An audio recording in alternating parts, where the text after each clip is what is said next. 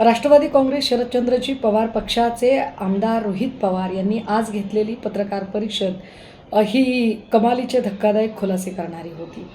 या पत्रकार परिषदेमधून त्यांनी जे प्रश्न उपस्थित केले हे महाराष्ट्राच्या मनातले प्रश्न आहेत आणि महाराष्ट्राच्या मनातली ही शंका आहे की दादांचा घातपात झाला का।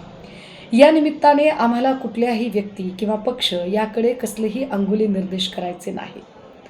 मात्र रोहित पवार यांनी सांगितलेला मुद्दा अत्यंत रास्त आहे की हा सगळा तपास आंतरराष्ट्रीय तपास यंत्रणेकडे गेला पाहिजे आणि आंतरराष्ट्रीय तपास यंत्रणेकडे हा तपास जावा या संबंधाने जर कुणीही आडकाठी आणणार असेल किंवा असा तपास करण्याची गरजच नाही असं कुणी म्हणत असेल किंवा एकूण